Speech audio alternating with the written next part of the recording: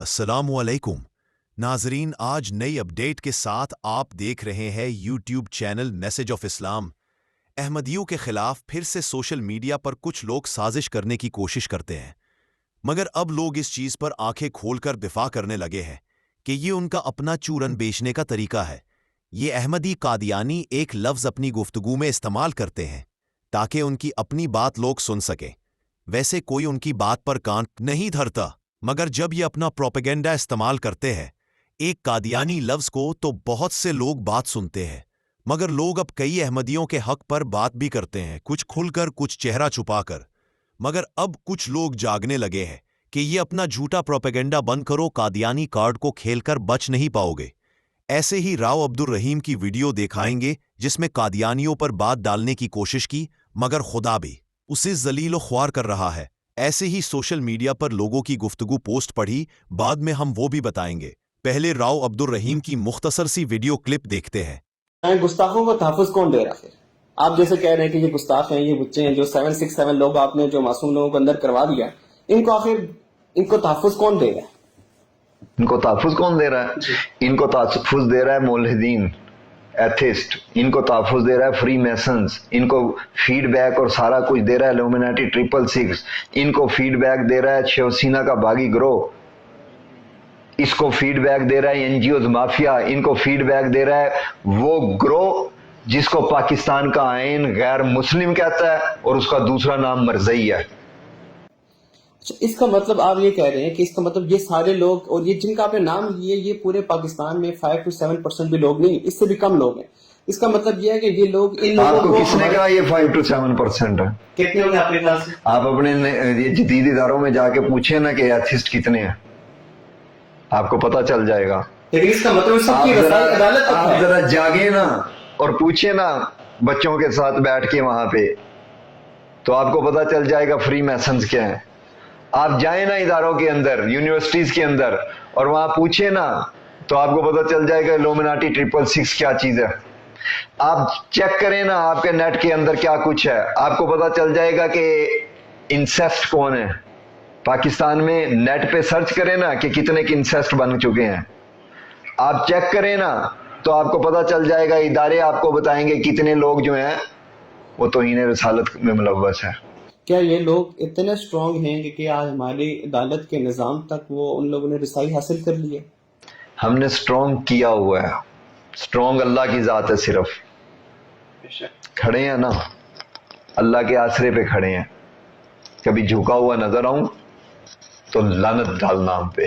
یہ گفتگو جو ہم آپ کے سامنے پیش کریں گے، جو ہم نے سوشل میڈیا سے معلومات اکٹھی کی ہے، یہ کچھ باتیں جو اس ویڈیو میں کریں گے وہ سوشل میڈیا پر لوگوں کی گفتگو کا خلاصہ آپ سب کے سامنے رکھیں گے، کیونکہ زیادہ ویڈیو کلپ دکھائی نہیں جا سکتی، یوٹیوب اجازت نہیں دیتا۔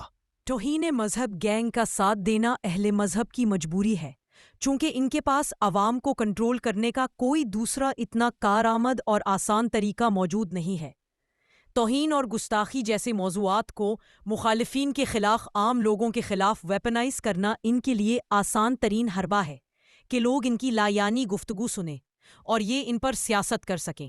مذہبی طبقے کا مسئلہ یہ بھی ہے کہ ان کے پاس بات کرنے کے لیے علم اور عقل کی کمی ہوتی ہے۔ یہ آپ کو سطحی موضوعات پر پھنساتے ہیں، یہ مذہب کے نام پہ عوام کو ایموشنل اپیل کرتے ہیں، ان کو استعمال کرتے ہیں، اور اکثریت جو ہرڈ مینٹالٹی پر چلتی ہے وہ نجات کے لیے ملاؤں کی ہموا بن جاتی ہے۔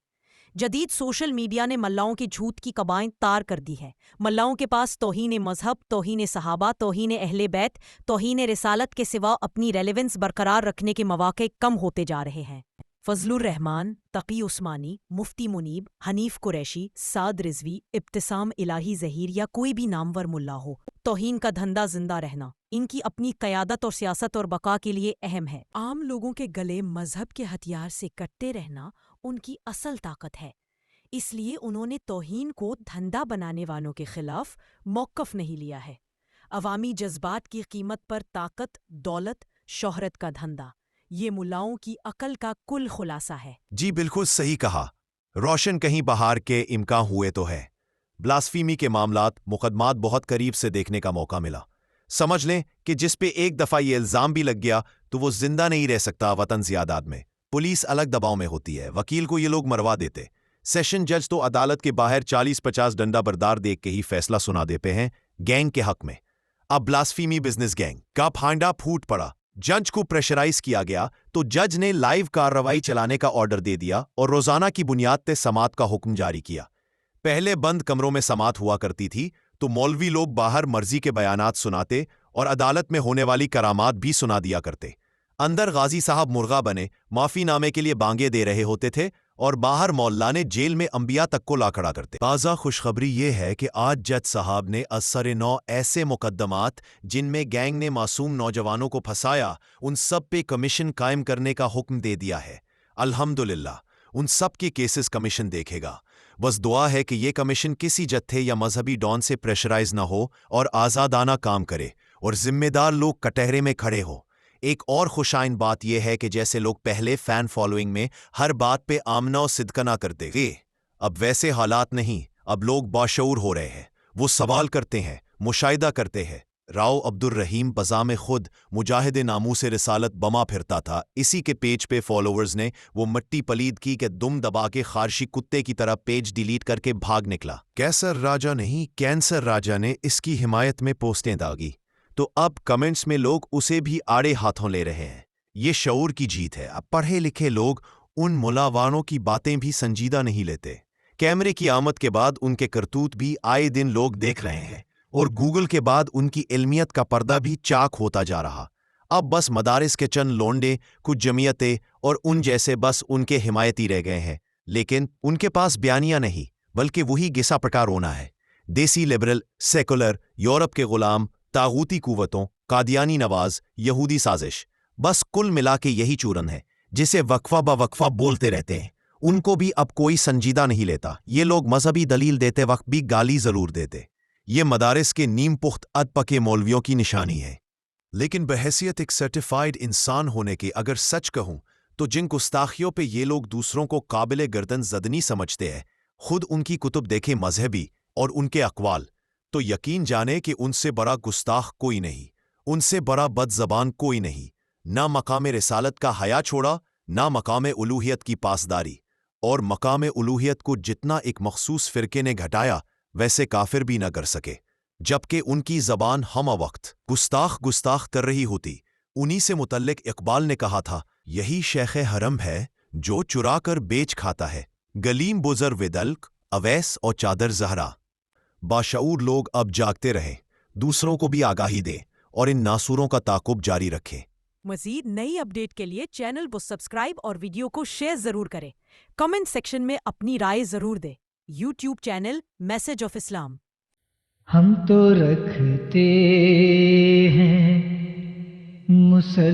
मुसलमानों का दीन, दिल से है खुदा में खत्मुल मुरसलीन।